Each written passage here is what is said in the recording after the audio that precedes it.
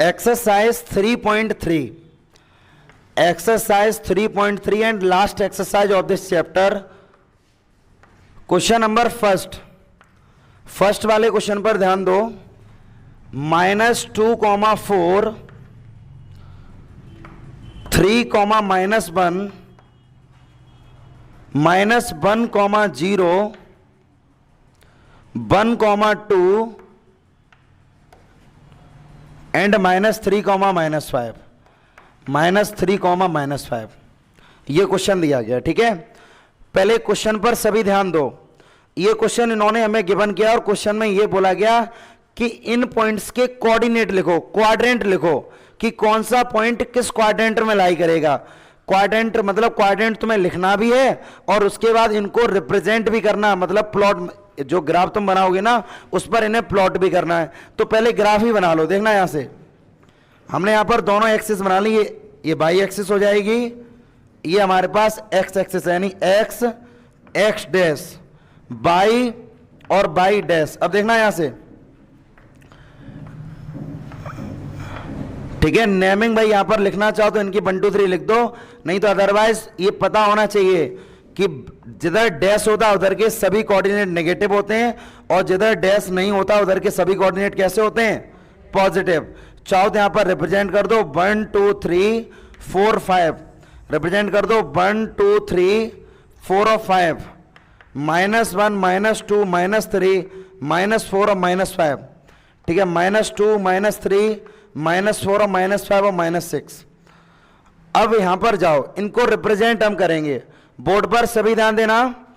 -2,4 तो x पर क्या चल रहा है, निगेटिव, मतलब निगेटिव ये आ गया -2 और उसके बाद 4 का मतलब है पॉजिटिव। तो इसका मतलब दोनों का इंटरसेक्शन यहां पर लाई करेगा। इनकी नेमिंग कर दो, ये वाला पॉइंट A हो गया और ये हो जाएगा -2,4। और मुझे ये बताओ, अगर ये -2,4 है तो ये कौन से क्वाड्रेंट में लाई कर रहा है, सेकंड में, मतलब ये वाला क्वाड्रेंट तुम्हारा सेकंड क्वाड्रेंट है। तो तुम यहां पर लिख दोगे सेकंड। बताओ कोई डाउट है यहां तक? उसके बाद है 3, -1। अब 3 कैसा है, पॉजिटिव, और पहला x का होता है दूसरा y का, तो मतलब x है पॉजिटिव 3।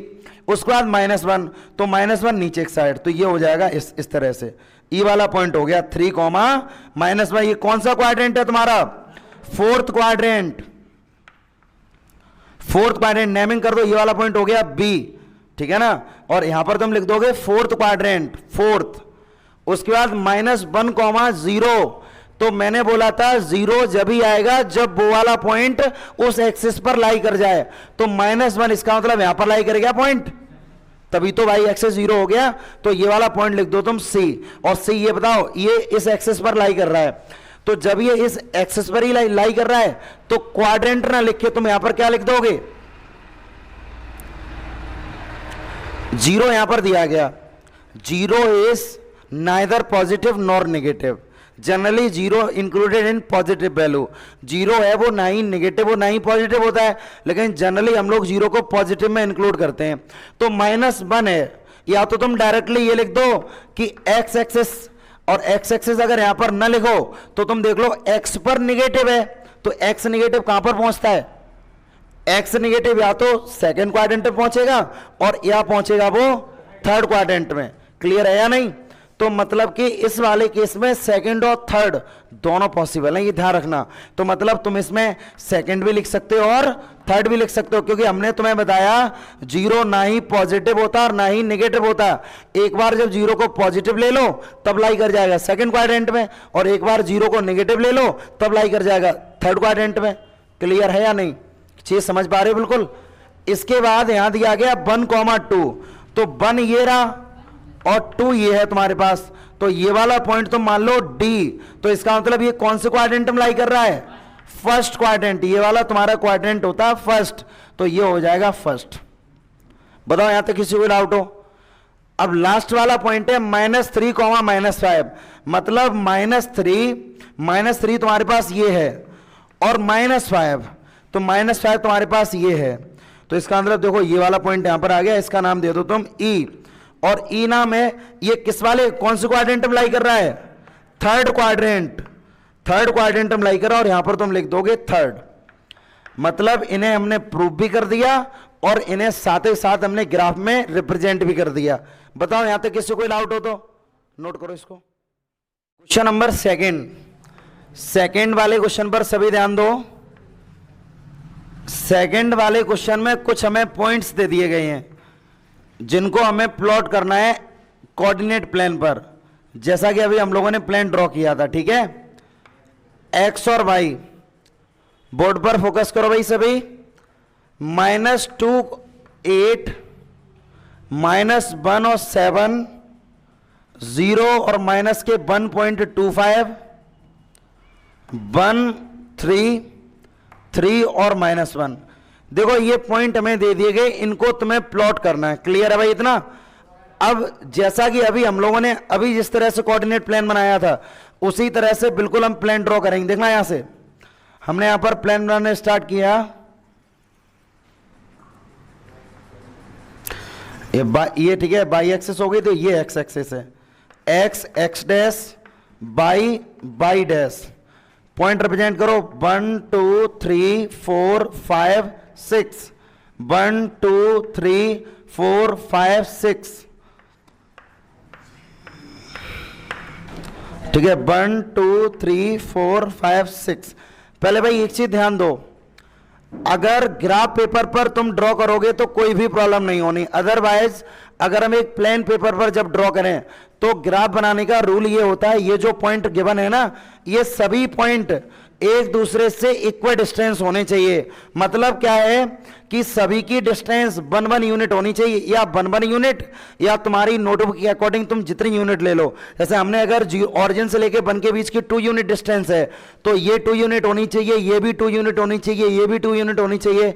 मतलब ये है कि सभी पॉइंट एक दूसरे से इक्वल डिस्टेंस पोजीशन पर होने चाहिए, बराबर दूरी पर होने चाहिए। बताओ यहां तक किसी को डाउट हो? अब इनको रिप्रेजेंट करो, यहां पर लिख लो पहले 1 2 3 4 5 और 6, 2 3 4 5 6, -1 -2 -3 -4 -5 -6, -1 -2 -3 -4 और -6। अब बोर्ड पर देखो, बाई में हमें 8 दिया गया, तो बाई में अगर 8 दिया गया है तो थोड़ा इसको ऊपर और बना लो, तो ये हो जाएगा, ये हो गया 7 और ये हो जाएगा 8। अब देखो यहां से ग्राफ को ड्रॉ करो, x पर -2 है जब बाई पर 8 है, x पर जब -2 है तब बाई पर कितना है, 8 है। आप स्केल की हेल्प से बिल्कुल स्ट्रेट लाइन ड्रॉ करके जहां पर ये दोनों लाइन कट होंगी इसका नाम दे दो a, और यहां लिख दोगे -2, 8। ये आपने रिप्रेजेंट कर दिया। उसके बाद -1, -7, -1 पर 7 है, तो -1 पर 7 होने का मतलब ये है, ये वाला पॉइंट ऐसे रिप्रेजेंट हो, ये वाला पॉइंट हो गया B, और यहां लिख दोगे -1, 7, क्योंकि हमें पता है सबसे पहले हम लोग x एक्सिस को रिप्रेजेंट करते हैं, तो x एक्सिस पर -1 है जब y पर 7 है। उसके बाद देखो 0 माइनस के 1.25, तो जब इस पर 0 है तो 1.25, मतलब देखना अगर हम आधे की बात करें तो ये 1.50 हो जाएगा, लेकिन आधे से भी आधा 1.25। ठीक है, लेकिन यहां पर वही माइनस का है ना, तो जब माइनस का है तो आप नीचे रिप्रेजेंट करो वाई एक्सिस में, मतलब यहां रिप्रेजेंट हो जाएगा ये वाला पॉइंट। इस वाले पॉइंट का नाम दे दो C, और यहां आप लिख देंगे 0, माइनस के 1.25। फिर 1 पर 3 है, 1 पर यानी x पर जब 1 है तब y पर 3 है, तो x पर जब 1 है तब y पर 3 है, तो इन दोनों पॉइंट ऑफ इंटरसेक्शन मिल जाएगा। इसका नाम दे दो D, और यहां लिख दो 1, 3। उसके बाद जब x पर 3 है तब y पर -1 है, x पर जब 3 है तब y पर -1 है, तो ये वाला पॉइंट हो जाएगा। इस वाले पॉइंट को नाम दे दो E, तो 3, -1, 3, -1। इसी तरह से हमें सभी पॉइंट रिप्रेजेंट करने हैं। अगर आपसे ये पूछा जाता है क्वाड्रेंट लिखो, तो ये वाला हमारा पहला क्वाड्रेंट होता है, ठीक है, फर्स्ट क्वाड्रेंट, और ये हमारा सेकंड क्वाड्रेंट होता है, सेकंड क्वाड्रेंट, और ये थर्ड होता है। ठीक है, ये हमारा थर्ड क्वाड्रेंट, ये वाला हो जाएगा फोर्थ क्वाड्रेंट, देखो इसमें कॉमन चीज ये है देखने के लिए कि अगर आपसे ये पूछा जा रहा है कि क्वाड्रेंट को फाइंड आउट करो, तो क्वाड्रेंट हम लोग प्लस माइनस के अकॉर्डिंग फाइंड आउट करते हैं।